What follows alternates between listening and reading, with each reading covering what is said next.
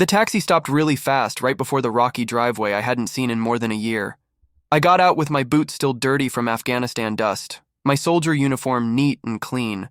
I wanted to surprise my mom by coming home early and sleep in my own bed for the first time in 11 months.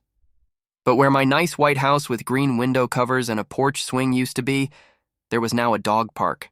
A fenced-in, crazy mess of a dog park with barking dogs everywhere. 2 big dogs were chasing a tennis ball across the spot where my living room used to be. A lady in tight pants gave me a mean look as she pulled her dog away from my army bag. I thought maybe I got the wrong address until I saw it. The big oak tree where I carved my name before I left for war. That beat-up tree was still standing tough in what was still my yard, except my yard was gone. A sign said, Cedar Grove Community Park paid for by the homeowners group. A metal plate under it talked all fancy about everyone getting along and being happy together. My heart was beating louder than bomb sounds. When I asked a person jogging by what happened to the house, he just shrugged his shoulders and said some guy who didn't pay his bills didn't pay taxes, so the homeowners group took over the land. He jogged away, not knowing that I was the guy he called a deadbeat. Something inside me broke. Not mad, not sad, but a deep shock mixed with being super tired. I had lived through surprise attacks, led night missions, and saved kids from burning houses. But here, the enemy wore fancy workout clothes and carried clipboards around. I spent hours going back and forth between city offices, and each worker knew less than the one before. The property papers said I lost my land 6 months ago because I didn't pay taxes, but I had filed military papers before leaving that said I didn't have to pay while I was fighting. One worker barely looked up and told me to talk to the homeowners, Group President Susan Whitaker. She apparently really cared about keeping the neighborhood looking perfect. I found her in the community meeting house, sitting like a queen on a throne made of awards she gave herself. A picture frame that said, Smart Leader hung behind her. She was yelling at a kid for putting up a basketball hoop when I walked in. I cleared my throat and told her I was the owner of 214 Pine Lane. Her eyes looked up, and she smiled a mean, practiced smile. Looking through a folder, she said that piece of land didn't have an owner and got given to the homeowners group like the rules said. When I told her I was in the military and had special protection, she cut me off. Maybe you should have thought about what you owed before running off to play soldier, she said. The room went quiet, her words hanging in the air like smoke. I told her about the law that protects soldiers fighting overseas from losing their homes.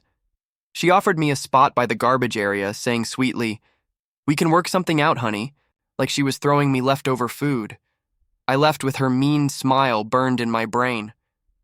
That night, I stayed at a cheap hotel staring at the ceiling. My body was home, but my mind was still at war. This wasn't Afghanistan.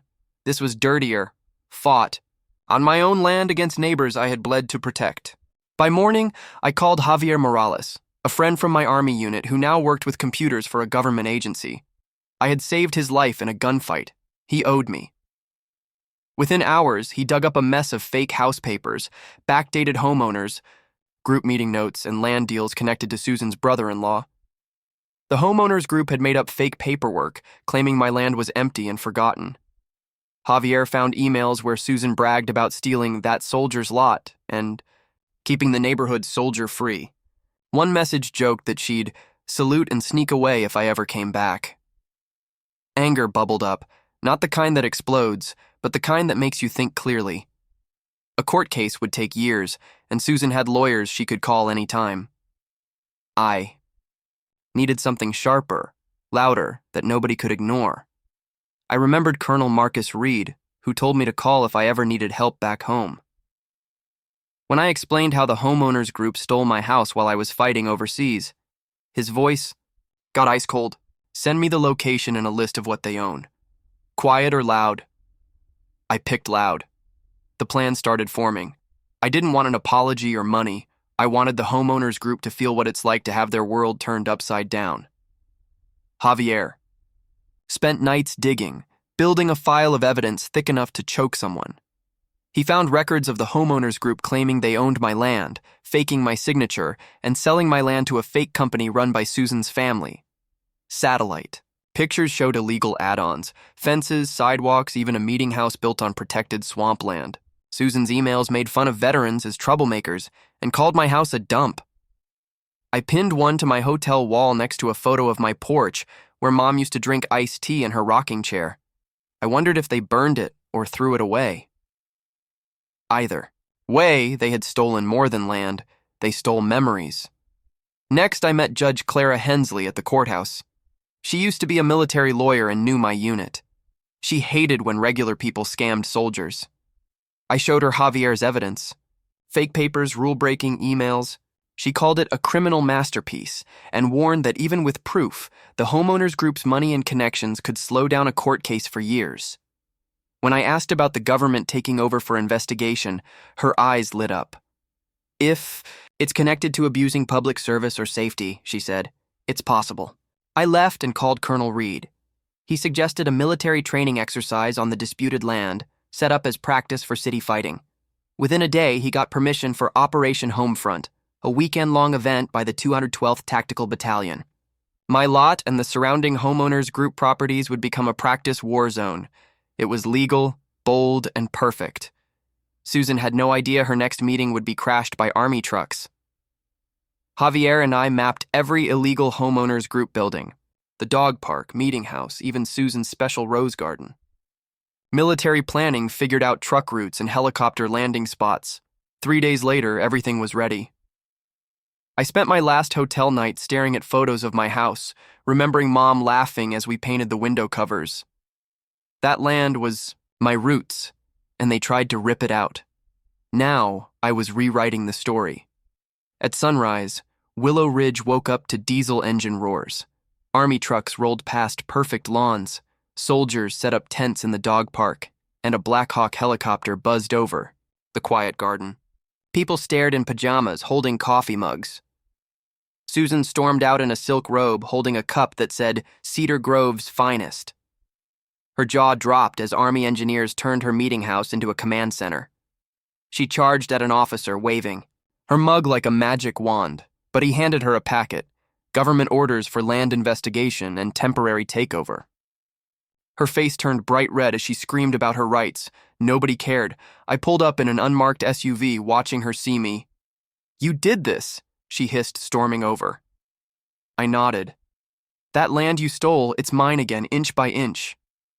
She stammered, claiming homeowners group rights, but I asked when she last checked her property lines. She froze. Soldiers roped off the meeting house, pool, and garden, all built on stolen or unpermitted land. Susan tried locking herself in the meeting house, but the county gave them keys. Her wine fridge became a cooler for Army meals. Her living room became a map room. People panicked. Some waved pizza box protest signs, others called news trucks. A few tried challenging the takeover but backed off when shown their own rule-breaking. An old couple brought me coffee, confessing they'd hated Susan's fines for years. They shared photos of my old house, offering to tell their story in court. I thanked them, feeling things change. By noon, reporters swarmed. Susan's press conference failed as cameras caught military tape around her precious sign. She ranted about government control but cracked when asked why a veteran's home was torn down. Her breakdown aired by evening, going viral with hashtags like Justice for Sergeant Ramirez and Susan Sinks. Javier found 5 more fake land deals in the homeowners group, and Susan's brother-in-law faced tax investigations. A red sign went up. Federal training ground, no entry. Susan's empire was taken over, her flowers trampled by Army boots. They turned Cedar Grove into a fortress. Soldiers practiced past shocked residents. Drones mapped the land, and Susan's kitchen hosted military. Meetings, checkpoints blocked her allies. Inside the command post, I looked over papers with a Defense Department officer confirming I owned the land and the homeowners group's crimes. They had bulldozed my house without permits, paid for by Susan's accounts. Out front, Susan tried, rallying her board with a loudspeaker, but neighbors booed. An officer slapped a government audit notice on her table, dissolving the homeowners group. Cheers erupted. Reporters mobbed her, demanding answers. She babbled legal talk, but the story was set. She was the bad guy. I was the hero. Javier sent.